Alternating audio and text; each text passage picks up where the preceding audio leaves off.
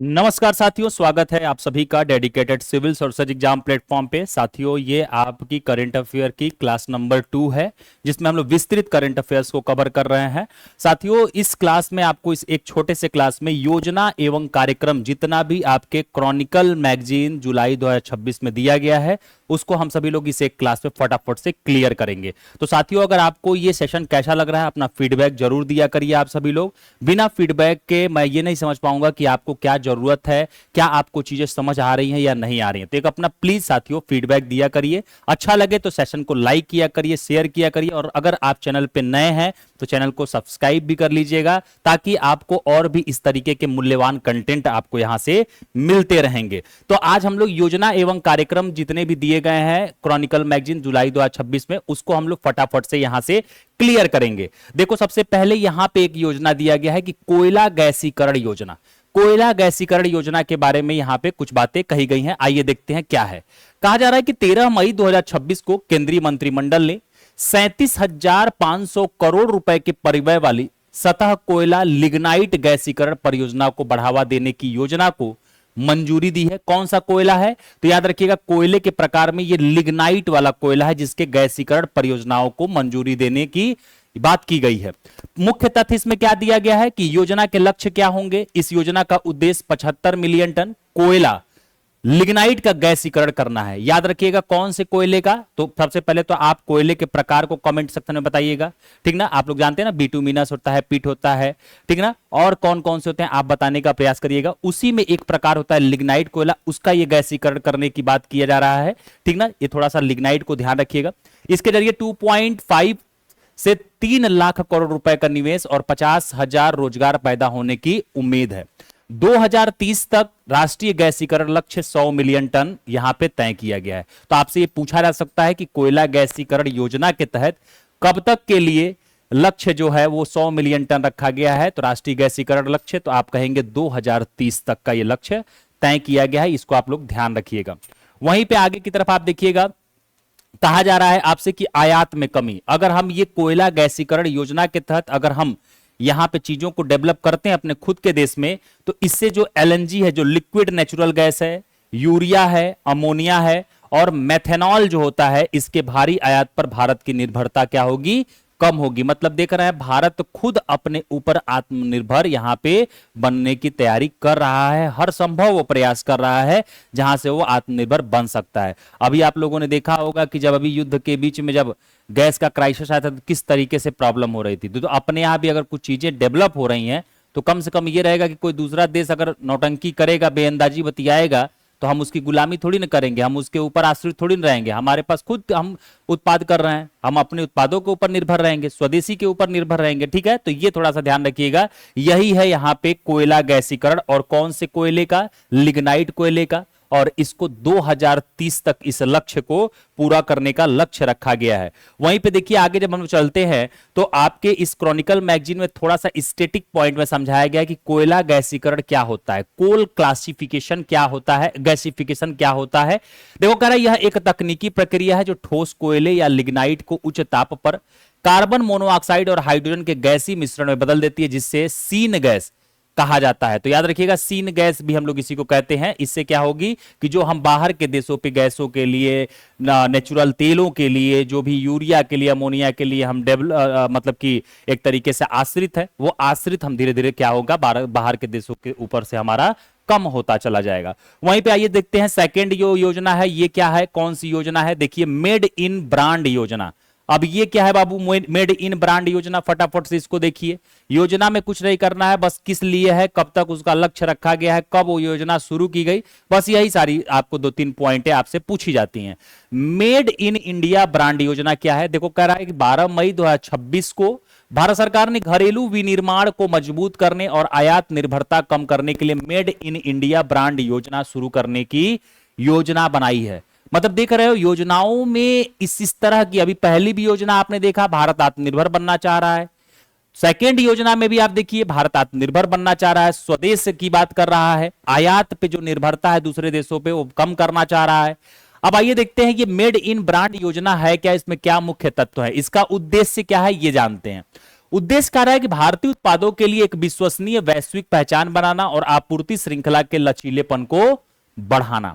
वहीं पे आपसे यहां पे कहा जा रहा है कि इसके तहत कौन कौन से लक्षित उत्पाद शामिल किए गए हैं।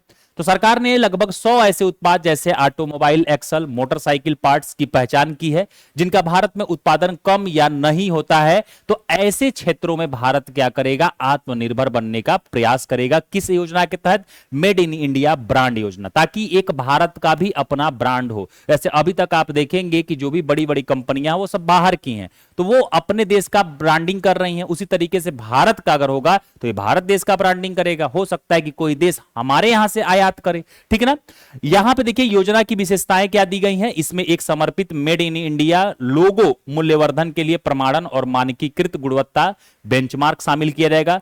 घोषणा क्या किया गया? यह घोषणा डीपीआईटी सचिव अमरदीप सिंह भाटिया और सीआईआई वार्षिक बिजनेस समिति 2026 में इसकी घोषणा की गई है, ठीक है ना। तो ये थोड़ा सा आप लोगों को ध्यान रखना है। अब देखो यहां पे कह रहा है कि डीपीआईआईटी ये क्या होता है? तो ये होता है उद्योग संवर्धन और आंतरिक व्यापार विभाग होता है।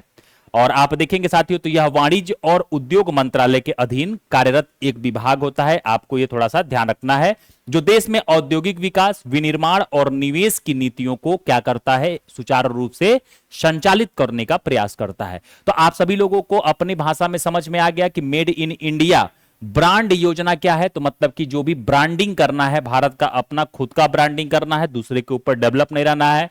उसी तरीके से कोल गैसिफिकेशन, आपने देखा कि भारत गैसों के मामले में, एलपीजी के मामले में, नेचुरल गैस के मामले में दूसरे देशों के पर से अपनी डिपेंडेंसी को कम करने के लिए अपने यहां खुद उस तरह की चीजों की शुरुआत कर रहा है, ठीक है ना। बस यही एक छोटे छोटे समरी पॉइंट्स आपको एग्जाम हॉल में दिमाग में रख करके लेकर के जाना है। ये थोड़ा सा ध्यान रखिएगा। पूरी बातें आप लोग एग्जाम हॉल में लेके नहीं जा सकते, क्योंकि याद रखना आप भी मानव हो, आप कोई रोबोट नहीं हो मेरे भाई, ठीक है ना। ये थोड़ा सा आप सभी लोगों को यहां से थोड़ा सा ध्यान रखना है।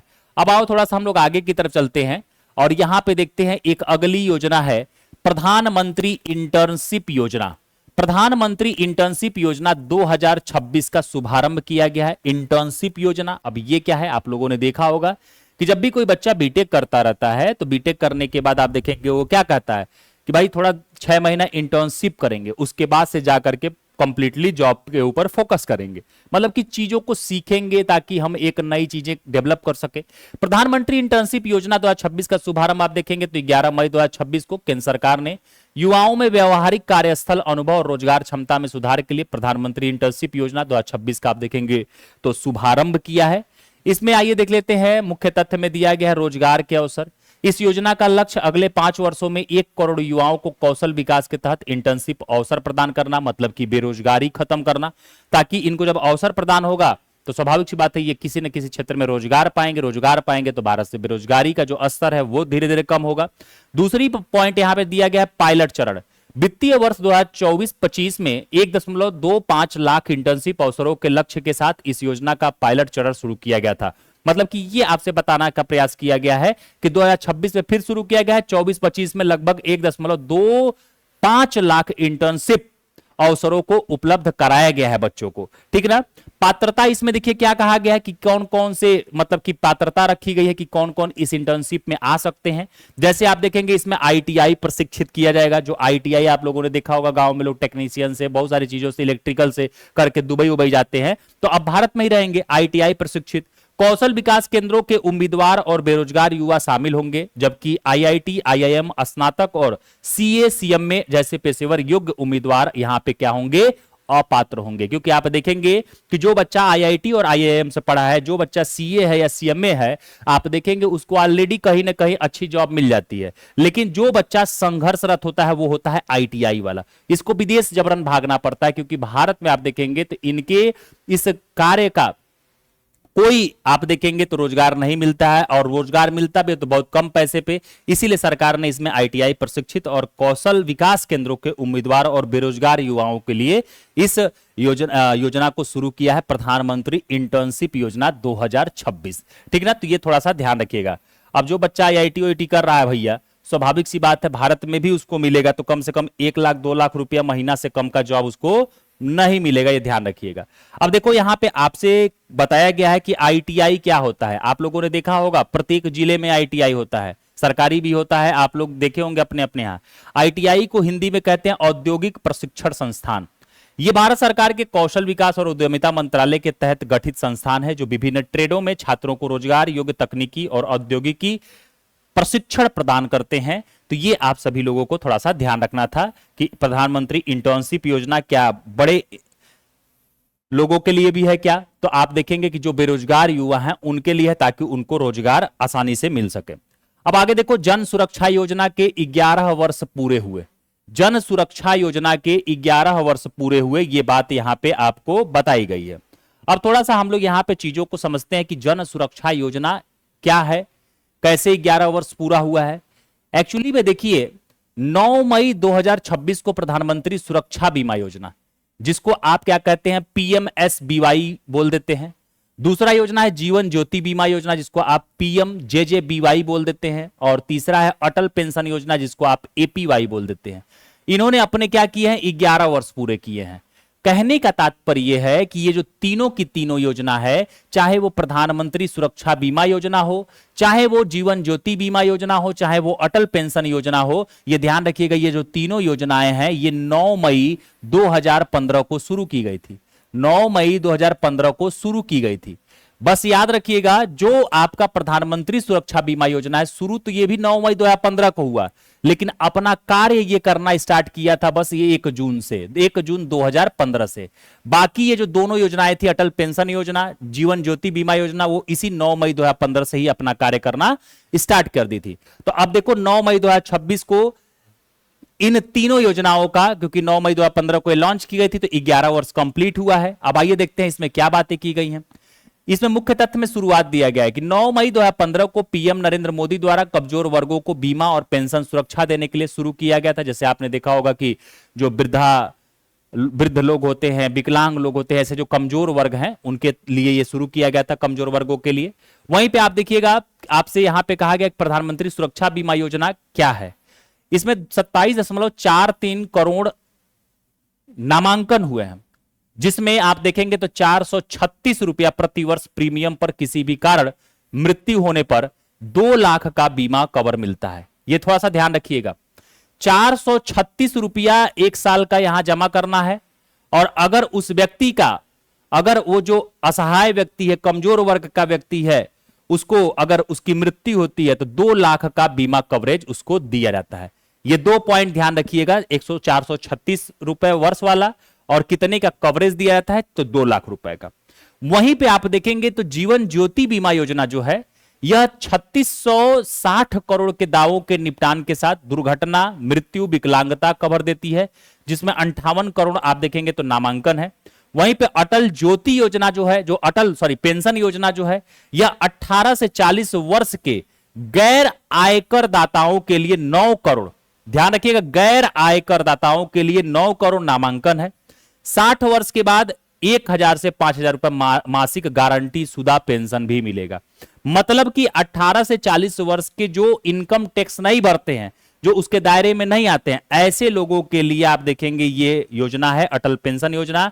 और उनको 60 वर्ष के बाद, जैसे आपने देखा होगा ना, बुढ़ापे का सहारा, आजकल बच्चे कहां बन रहे हैं, आप देखेंगे बच्चे उनको, माता पिता को वृद्धाश्रम में भेज दे रहे हैं। तो सरकार ने इसके तहत कहा कि ठीक है, 18 से 40 वर्ष तक आप अगर इनकम टैक्स नहीं भरते, उसके अंतर्गत नहीं आते, उसके अंदर ही रहते हैं, तो आप आइए, कुछ पैसे जमा करिए, और 60 वर्ष बाद आपको हम 1000 से 5000 रुपया मासिक आपको पेंशन देंगे, जिससे कम से कम आपका बुढ़ापा तो कट जाएगा, आप अपने बच्चों के ऊपर निर्भर तो नहीं रहेंगे। तो ये जो 2-3 बातें हमने बताया, ये आप थोड़ा सा ध्यान रखिएगा, यही एग्जाम में आपसे सीधा सीधा पूछ लिया जाता है कोरिलेट करके। इसको आप लोग बाबू क्लियर रखिएगा, फटाफट से इसको आप लोग देख लीजिएगा, ठीक है ना।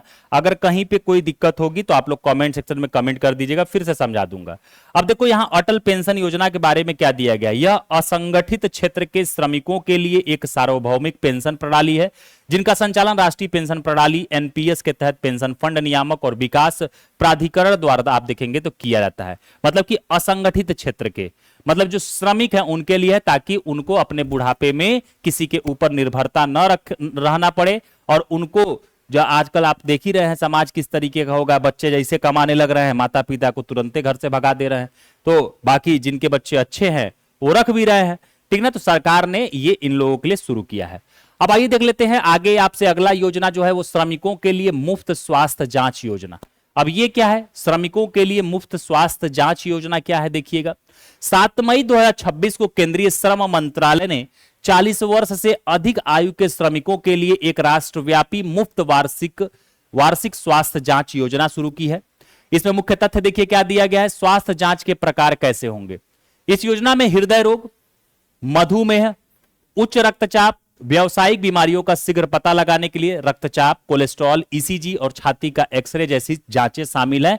ये थोड़ा सा आप ध्यान रखिएगा कौन कौन सी चीजें इसमें शामिल की गई हैं। कार्यान्वयन कैसे होगी, यह योजना सामाजिक सुरक्षा संहिता 2020, ये ध्यान रखिएगा, सामाजिक सुरक्षा संहिता 2020 के तहत कर्मचारी राज्य बीमा निगम के अस्पतालों और संबद्ध सुविधाओं के माध्यम से लागू की जा रही है।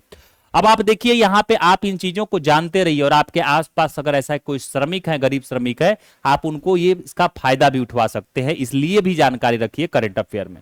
वहीं पे आपसे कह रहा है कि व्यावसायिक स्वास्थ्य क्या है, खतरनाक व्यवसाय जैसे रसायन प्रबंधन या भारी मशीनरी संचालन में काम करने वाले श्रमिकों के लिए उम्र की परवाह किए बिना चिकित्सक जांच आप देखेंगे तो अनिवार्य है। मतलब कि जो खतरनाक कल कारखानों में काम करते हैं उनके लिए बिल्कुल बिना जांच कराए, उनके लिए तो एकदम एक नंबर 1 का यहां पे आप देखेंगे तो जांच किया जाएगा। मतलब कि उनके लिए कोई रोक टोक नहीं है, वो कभी भी जांच करा सकते हैं, किसी भी उम्र में करा सकते हैं। बाकी में तो थोड़ा सा नियम कानून भी है।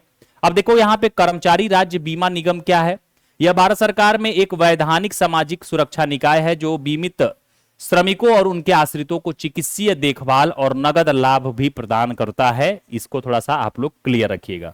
अब आइए आगे की तरफ चलते हैं, अगली योजना पे देखते हैं। अगली योजना आपके यहां पे कौन सी दी गई है, अगली योजना देखिए प्रशस्त 2.0। प्रशस्त 2.0 का आरंभ हुआ है। अब ये क्या है प्रशस्त 2.0, देखिए कहा जा रहा है कि हाल ही में राष्ट्रीय शैक्षिक अनुसंधान और प्रशिक्षण परिषद एनसीईआरटी ने स्कूली बच्चों में विकलांगता की शीघ्र पहचान के लिए प्रशस्त 2.0 टूल लॉन्च किया है। आपने देखा होगा कि अगर बचपन में ही कुछ बच्चे तो आप देखेंगे पैदा होते ही विकलांग होते हैं, कुछ बच्चे आप देखेंगे धीरे धीरे मुकबाधिर बनते चले जाते हैं। तो ऐसे में एनसीईआरटी ने ये जो आप देखेंगे स्कूली बच्चों में विकलांगता की शीघ्र पहचान के लिए आप देखेंगे तो प्रशस्त 2.0 जो आप देखेंगे टूल है इसको आरंभ किया है ताकि बच्चों में विकलांगता को पहचाना जा सके। अब देखिए इसमें मुख्य तथ्य में दिया गया है डिजिटल उपकरण, यह मोबाइल और वेब प्रारूपों में उपलब्ध एक upgrade pre assessment holistic screening tool है जो समावेशी शिक्षा को आप देखेंगे तो बढ़ावा देगा। विकलांगता की इससे पहचान होगी कैसे, इसे दिव्यांगजन अधिकारी अधिनियम 2016 के तहत परिभाषित 21 प्रकार की विकलांगताओं की पहचान करने के लिए विशेष रूप से डिजाइन किया गया है। अब थोड़ा सा ध्यान रखिएगा 21 प्रकार की विकलांगता होती है। हम लोगों को लगता है कि भैया विकलांगता 2 या 3 प्रकार का होगा, इस बात पे थोड़ा सा फोकस करिएगा, एग्जाम में कहीं ना कहीं रख दिया जाएगा तो आप कंफ्यूज हो जाएंगे। तो ये थोड़ा सा ध्यान रखिएगा 21 प्रकार की विकलांगता तय किया गया है। अब वो क्या दायरा तय किया गया, बहुत डीप जाना है तो आप जाके गूगल पर सर्च कर लीजिएगा। मूल्यांकन प्रक्रिया क्या होगी, इसमें 2 स्तरीय मूल्यांकन होता है। पहले चरण में शिक्षकों द्वारा प्रारंभिक स्क्रीनिंग और दूसरे चरण में विशेष शिक्षकों या परामर्शदाताओं द्वारा विस्तृत मूल्यांकन। बस आपको इतना ही याद रखना है कि प्रशस्त 2.0 बच्चों में विकलांगता को पहचानने के लिए एनसीईआरटी के द्वारा जारी किया गया एक टूल है और विकलांगता के लिए आप देखेंगे तो 21 प्रकार की विकलांगता को दिव्यांगजन अधिकार अधिनियम 2016 के तहत परिभाषित किया गया कि 21 प्रकार की अगर ये विकलांगता है तो ये विकलांगता की कैटेगरी में शामिल हो सकते हैं। ठीक है, प्रशस्त अब देखो यहां क्या बता रहा है प्रशस्त के बारे में, यह भारत सरकार के शिक्षा मंत्रालय द्वारा समर्थित एक डिजिटल पहल है जो समावेशी शिक्षा को बढ़ावा देने के लिए छात्रों में सीखने और विकासात्मक चुनौतियों की शुरुआत की पहचान करती है। यही बस आपको इस योजना में थोड़ा सा मेरे बाबू ध्यान रखना था, यही बस इस योजना का आप देखेंगे तो मेन जो पॉइंट था वो ध्यान था।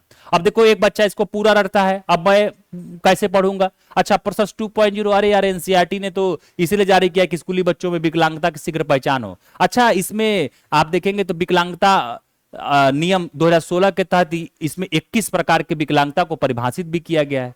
अब देखो हम समझ गए प्रशस्ति क्या है, तो शिक्षा मंत्रालय का अधीन कार्य कर रहा है, ठीक ना, एक डिजिटल पहल है, बस खत्म बवाल। यही 2-3 पॉइंट हम निकाले, खत्म, हमारा करंट हो गया।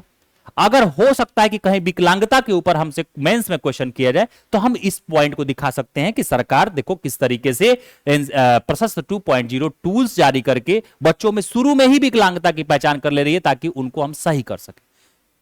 यही तो एक दो पॉइंट डालना होता है और कितना डालना होता है, हमें ये पूरी चीजें नहीं रटनी होती है बाबू, ये ध्यान रखिएगा, ठीक है ना। तो किताबों को पढ़ने का बस आप तरीका अगर सीख गए तो आप देखेंगे आपको किताबें बोझ नहीं लगेंगी, आपको किताबें अच्छी लगने लगेंगी, ये ध्यान रखिएगा। किताबों से आपको मोहब्बत हो जाएगा, बस किताबों को पढ़ने का तरीका बदलिए।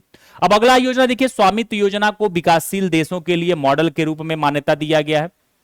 1 मई 2026 को भारतीय प्रबंधन संस्थान अहमदाबाद ने विश्व बैंक के समक्ष स्वामित्व वाली योजना को सकल ग्रामीण संपत्ति मैपिंग व शासन मॉडल के रूप में प्रस्तुत किया है। अब इसमें देखो क्या क्या बातें की गई है, ड्रोन मैपिंग की बात की गई है। इस योजना के तहत देश के लक्षित 3.44 लाख गांवों में से 3.3 लाख गांवों में ड्रोन आधारित सर्वेक्षण किए गए हैं, ठीक है, चलो ड्रोन आधारित सर्वेक्षण किए गए हैं। अब आगे देखो यहां पे क्या कहा जा रहा है,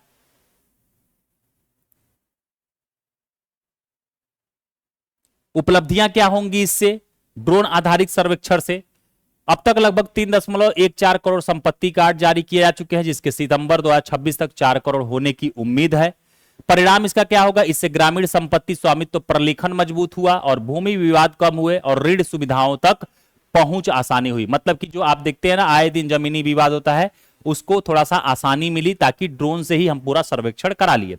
राज्यों में प्रभाव क्या है, योजना ने आंध्र प्रदेश, मध्य प्रदेश और उत्तर प्रदेश सहित कई राज्यों और केंद्रशासित प्रदेशों में 100% लक्ष्य हासिल कर लिया है। इनको थोड़ा सा याद रखिएगा, इन राज्यों को, कि कहां कहां पर इस योजना ने 100% अपने लक्ष्य को हासिल कर लिया है। तो उत्तर प्रदेश का पेपर देते हैं, उत्तर प्रदेश पूछ सकता है, आंध्र प्रदेश, मध्य प्रदेश, उत्तर प्रदेश, ये 3 तो आप ध्यान रखिएगा, दिया जा सकता है आपको इनके नाम, थोड़ा सा आप सभी लोग इसको तैयार रखिएगा, ये आपसे कभी भी पूछा जा सकता है, ठीक ना।